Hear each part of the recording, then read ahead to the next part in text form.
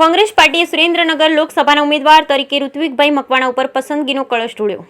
સુરેન્દ્રનગર 2024 લોકસભાની ચૂંટણીમાં કોંગ્રેસના હાઈ કમાન્ડર દ્વારા કોંગ્રેસના ચોટીલાના પૂર્વ ધારાસભ્ય ઋત્વિકભાઈ મકવાણાની પસંદગી કરતા કોંગ્રેસના કાર્યકરો અને આગેવાનોમાં આનંદની લાગણી છવાઈ જવા પામી છે। સુરેન્દ્રનગર લોકસભા બેઠક પર ધંધુકા, લીંબડી, ચોટીલામાં તળપદા કોળી સમાજનું પ્રભુત્વ વધુ છે। સુરેન્દ્રનગર લોકસભા બેઠકમાં કુલ 5 વિધાનસભા આવે છે, જેમાં ખાસ કરી ધંધુકા, લીંબડી અને ચોટીલામાં સૌથી વધુ તળપદા કોળી જ્ઞાતિનું પ્રભુત્વ છે, જ્યારે વઢવાણમાં તળપદા અને કોળી જ્ઞાતિના મતદારોમાં લાંબો ફેર નથી। જ્યારે ધાંગ્રધા, હળવદ અને પાટડીમાં તળપદા કોળીની ઓછી વસ્તી છે, તો બીજી તાલુકામાં પણ થોડી ઘણી તળપદાની વસ્તી છે। પૂરી તાકાતથી ચૂંટણી લડીશું, ઋત્વિક મકવાણાએ જણાવ્યું હતું।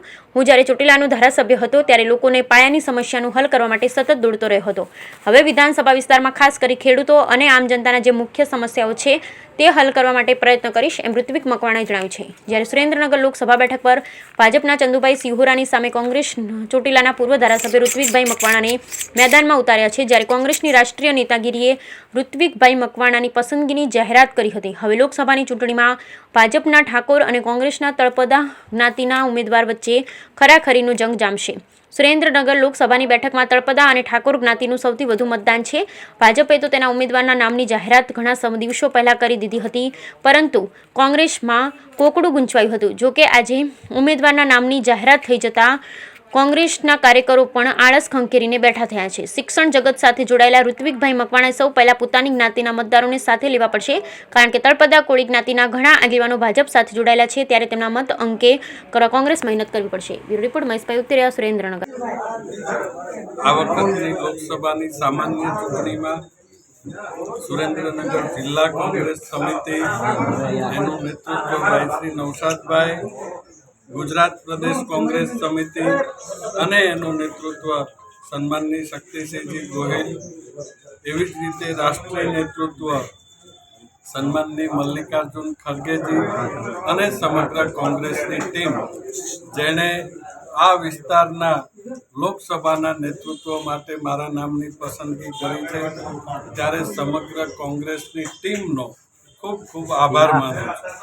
એની સાથે સાથે આપના માધ્યમથી સુરેન્દ્રનગર લોકસભાના તમામ મતદારોને ખાતરી આપવા માગું છું કે જે રીતે ભૂતકાળમાં 2017ની અંદર મારા અને નૌશાદભાઈના ઉપર જે રીતે લોકોએ ભરોસો મૂક્યો હતો અને 5 વર્ષ સુધી સતત પૂરી તાકાતથી સરકારની તમામ સમસ્યાઓની સામે જોમ અને જુસ્સા સાથે લડ્યા હતા, એવા જ જોમ અને જુસ્સા સાથે આવનારા સમયની અંદર પણ દરેક પ્લેટફોર્મ ઉપર લડીશું।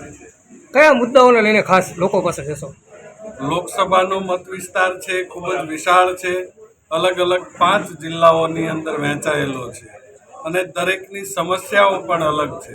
કોઈક જગ્યાએ પાણીની તકલીફ છે, કોઈક જગ્યાએ ખનિજ સાથે સંકળાયેલા ઉદ્યોગોની તકલીફ છે, વેપારી વર્ગને જીએસટીથી તકલીફ છે, મીઠાના અગરિયાઓની અલગ તકલીફ છે, ધોલેરાના એનો કેટલા અંશે અસર થશે?